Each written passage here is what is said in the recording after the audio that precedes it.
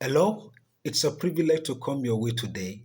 My name is Christopher Odbebo, and today I will be discussing a vital topic titled Start Before You Are Ready. Start before you are ready.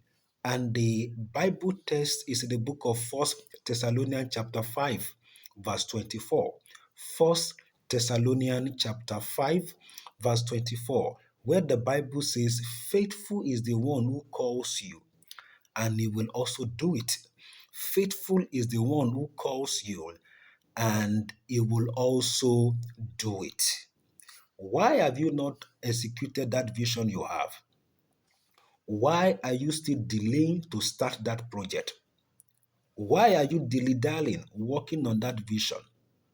Now, whatever may be your response to all of these questions I have asked, kindly lend me your attention. Too many people wait for the perfect time to launch their dreams. They wait for the perfect time to write that book. They wait for the perfect time to start that business. They wait for the perfect time to marry when everything is ready, when they've made all the money, when they've gotten a big mansion. Too many people wait for the perfect time to start that ministry. Some people even wait for the perfect time to step into destiny. But the truth is, you really feel completely ready. You will really feel completely ready. There will never be a time where everything required to get something done will be available. King Solomon captured this perfectly by saying, whoever observes the wind will not sow. Whoever is looking at the atmosphere to get things done is going to wait forever. There is no perfect time to get anything done. That's the reality. Readiness is often a myth that keeps people in circles of procrastination, fear, and regret. And therefore, today's topic, start before you are ready, is a mindset of bold obedience, faith in God, and a willingness to grow along the way.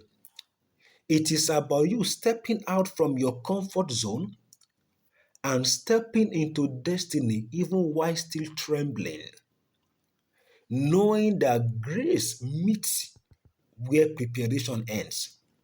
Let me ask you a question. Was Moses ready when God beckoned on him? Was he ready? His reply to God gives the answer already. He asked God, who would I say I met? When God told him, I'm going to send you to Pharaoh, he asked God, who would I say I met? Where would I say I met him? And I'll go to Pharaoh and tell him, I met the God of the Hebrews, and he asked me to tell you to let his people go. Who would I tell Pharaoh that I met? Okay, even if I have told Pharaoh, what would I tell the Hebrews themselves? That I met your God, and he asked me to tell you that he has prepared to deliver you and send you into the promised land. So from his responses, you can see that the man was not ready at all. He was not anywhere near ready. He had a speech problem. Aside from that, he had a criminal past. Remember that while in Egypt, he killed someone in an attempt to separate a fight. And that was the reason why he ran to exile for 40 years. So he had a speech problem, he had a criminal past, and then he had self-doubt. He doubted himself. But in all of this, God assured him and told him, I will be with you. You know the outcome. Moses led over 2 million Israelites out of Egypt, and he became one of the most revered leaders in history. So when you hear the name Moses, When you get to a place and the place is called Moses Palace, know that that name became significant because an individual chose to start even before getting ready. He chose to obey the voice of God to start, even when, by all human factor, by the reality on ground, he was not ready. He was not ready. How about Gideon? When the angel declared, "Thou mighty man of valor." Now, if I were to interpret the response of Gideon in our contemporary local palace, it would be, "Oga, I beg, how can I be a mighty man of valor when so much negative thing is happening to us in this community? How can you say that God is with us and the Midianite keep defeating us, keep coming to take advantage of us? So where is the mighty man of valor there?" He went further to tell the Ifa, when the angel now said, "Okay, I'm going to send you on so and so." I said, "Calm down. In the whole of Israel," that's Gideon talking now, "my family is the least. Even in that my family, which is the least in the whole of Israel, me that you are talking to, me, Gideon, I am the smallest. And you are calling me mighty man of valor. Mighty man of what?" But in spite of all of the things he said, when he started, even when not being ready, he obeyed and he assembled an army of 300 people. And with these 300 people, he was able to defeat the massive and mighty army of Midian. What does this tell you? What does this tell you? That readiness is not about available resources or reputation. Rather, it is about your response. Gideon was not ready. The resources were not there. The timing was not ripe. But because he responded, every other things began to align. Listen to me. God's perfect plan for your life can be skewed by your prejudice. And so you need to watch it. Now, when you hear the name Esther, it's a beautiful name. It's a name that you love to hear. It's a name you love to associate with. But I hope you know that that was the name of a young Jewish orphan girl who rose to become a queen and who went to meet the king when she was not ready, when she was not supposed to go. And there were consequences for violating that. But because she took that decision to go, in spite of being not ready, she stepped out to go. She started out to go in spite of not being ready. She saved a whole nation. She was not feeling she should do it. It was not right to get it done. But she ignored that feeling. She was not ready. But she stepped out and that decision saved the whole nation. Imagine she waiting for when she will be ready or when she will feel like going. The Jewish nation would have been completely wiped out. That is the more reason why you cannot keep relying on your feelings. No. As a matter of fact, you don't need to feel it to do it. Just go ahead, execute the dream, get the job done, even when you don't feel it. Because feelings are fleeting, they are passing, they don't stay.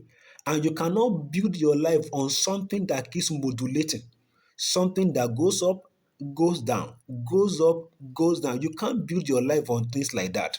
So you don't need to feel it. Just get the job done. Start out even before you are ready. Look at Sarah Blakely, the founder of Sparse, with a net worth of over 1.2 billion US dollars as of 2021. This woman had no business background. She actually wanted to become a lawyer. And then she wrote the London Law School admission test, the LSAT, and she failed twice. She did several things, including selling fax machine, and she tried to pursue a career in stand-up comedy, but all failed. And though unqualified, underqualified, feeling inexperienced, she started the company. As a matter of fact, before she even began the company, to get people to sponsor her was a big battle because she was not qualified. Nobody was willing to invest their resources, invest their pedigree on her. She moved from place to place, companies to company. There was no opening. There was no one willing to give her attention. So after doing several many jobs, she was able to put together 5,000 US dollars. And that was the seed capital she used to start her company. And the company began to grow.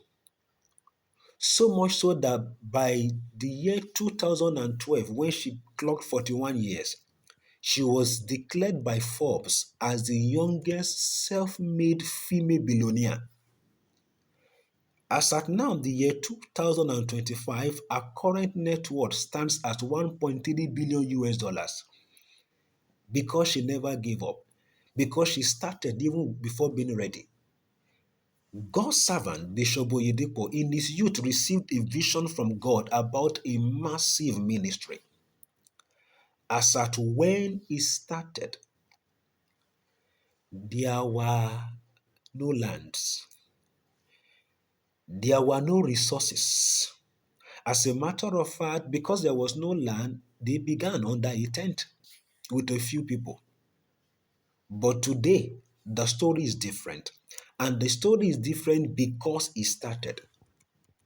The story is different because even before being ready, he started. And so if you also want the story to be different for you too, you need to what? You need to start out. Now, the question now is, what are the signs that you should start out even when you don't feel ready? What are the signs that you should start out even when you don't feel ready? The number one sign is that you feel a burden deeply in your spirit. You feel that burden deeply in your spirit. It's not something that just comes once and goes off. No, it remains, it persists, it keeps recurring in your heart, it keeps recurring in your dreams, it keeps recurring in your thought. That's one of the signs that you should start even when you are not ready. The second sign that you should start when you are not ready is that you have received confirmations. You have received confirmations through prayers. You have received confirmations through people. You have received confirmation through circumstances. I'd like you to know that unusual circumstances of events aligning towards your purpose, towards the dream, towards the vision, towards the inspiration in your heart, those unusual alignment that were not premeditated, that were not prearranged, that were not preconceived, but they are aligned. They are actually pointers to you that it is time to start even when you are not ready. It is time to start when you are not ready. The third sign that you should start even when you don't feel ready is where you actually have a rough plan. You have a rough plan, even though it's incomplete. Because the truth is that God gives a seed idea, not the entire blueprint. God gives a seed idea, and that seed idea has come as a vision, has come as a dream, has come as an inspiration. That is the seed idea that God gives, not the entire blueprint. Because if you have the entire blueprint, then you will not depend on God anymore. If you have the entire blueprint, you just want to go and start. But He gives the seed idea, and it is in your movement, in taking that step to start even before you are ready, that you start seeing the miracle unfolding right before your eye. The fourth reason why you need to start even before you are ready is that you are scared, but at the same time you are excited. You are scared, but at the same time you are excited. The presence of fear is often a sign that you are stepping into something bigger than you. Many a times when people begin to sense fear on something, they pull back. But the contrary should be. As a matter of fact, when you sense fear, is when you should know that, oh, you are stepping into a terrain that is bigger than you, and then you need a superior backing, you need a superior support to survive where you are going to. Because the truth is that you cannot continue to live life at your comfort zone. You cannot continue to live life at the level you are comfortable with. You need to go into new terrains, terrains that you are not comfortable with. And the moment you are stepping out of your comfort zone, the natural reaction from your body is fear. Is fear. But you need to step out of the comfort zone to fulfill destiny. So when you sense fear, it means that, well, you need support, you need help. It is not the time to shrink back. It is not the time to withdraw. Rather, it is the time to ask for help. Know that, well, you are stepping into something bigger. For example, if you are told, if God gives you a vision or if you have a dream of doing something bigger than what anyone has done, you know that will bring fear because you've not done it before. The fact that it will bring fear or it has brought fear does not mean you will shrink back. It means you are stepping into a bigger terrain, and that means you need God. If you have not yet the project that is bigger than you, then you don't need God because you have the resources, you have the power to undo everything, then you don't need God. But when you see something bigger, something massive, fear would come, which is natural. Then you now need to look beyond you because you need a bigger support, a bigger resources to get this done. And it is in getting that done that fulfillment actually comes. Another sign that you should step out, even when you are not ready, is when God keeps disrupting your comfort. You no longer feel comfortable where you were once at ease. A place that you were so relaxed, you were comfortable, you were enjoying yourself, but you are not feeling comfortable there anymore. God is disrupting your comfort because it is high time you leave that place. It's high time you move on. Where the nest that feels so comfortable is now too small, and comfort begins to feel like stagnation. God is disrupting your comfort, meaning you are not ready, but it is time to start. And that cuts across every aspect: human, society, organization, family, ministry, career. When the nest no longer feels comfortable, that used to be comfortable before, it means it is time to start, even though you seems not to be ready. Now, there are three things I need you to note in starting, even before you are ready. Like I did mention, people want to start only when you are ready, but the truth is that you need to start before your body becomes ready. One of the things you need to note in starting is timing is important. As a matter of fact, timing is divine. The right time is not when you feel ready. Take note, the right time is not when you feel ready. The right time is when God steers. Therefore, delaying divine timing can cause you to miss opportunities that will not return the same way. So it's not your own time when you are ready. It's actually when God steers. And when God steers, you are supposed to move in that direction. You have to start then, not your own time. Because the truth is, you do really have time. The next thing I need you to note about starting, even before you are ready, is that association matters. You need to align yourself with people that speak faith. Like I mentioned, that one of the things, signs that you should start is that you are scared but also excited. And you are scared because you are daring something that is bigger than you. Now, if you find yourself in the association of cynics and dream killers, they would pressure you to stop because they are people that measure possibilities only by human strength. That, oh, who do you know? What do you have to take on this massive project? Don't start something you can't complete. They are cynics, they are dream killers. And that is because of their own levels too.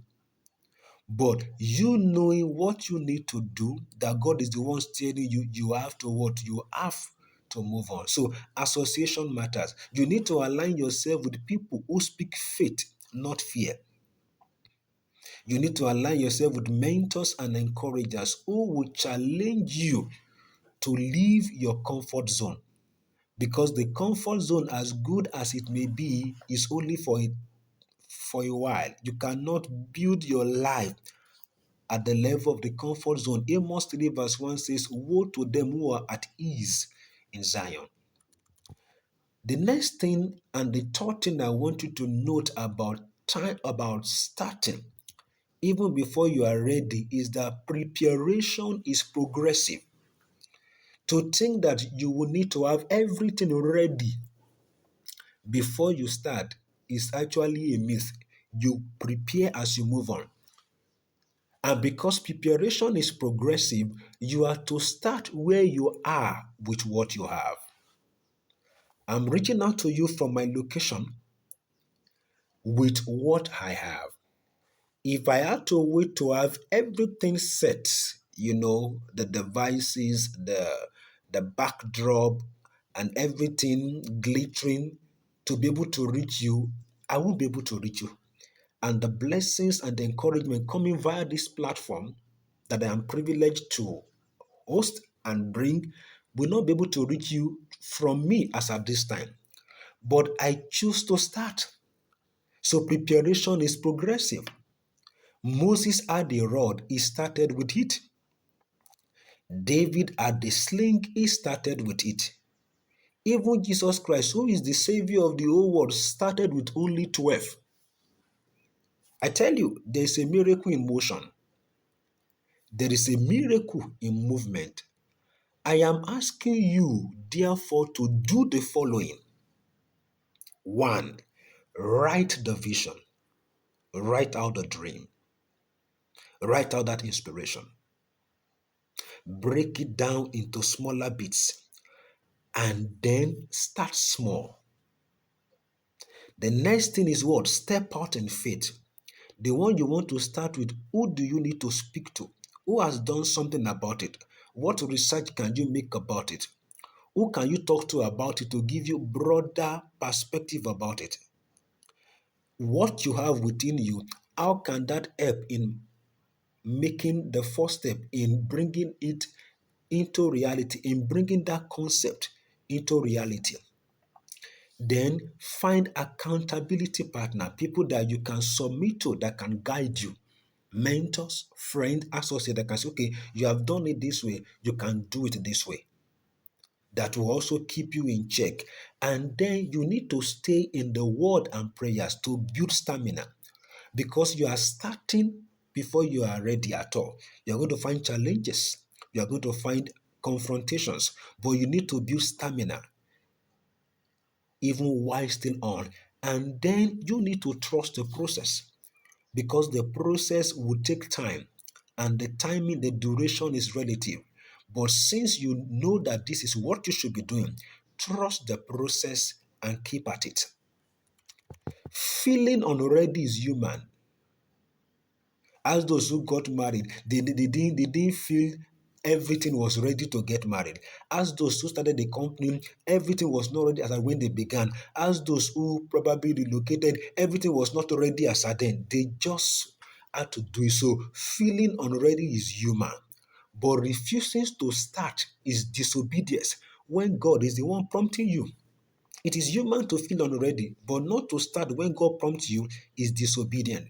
Readiness grows with movement, not stagnation. As you move, you get ready. God honors movement. It is as you go that you grow. I trust that you have been blessed, and I trust that you will start even when you are not ready. Start before you are ready. Thank you for your time, and God bless you so, so much.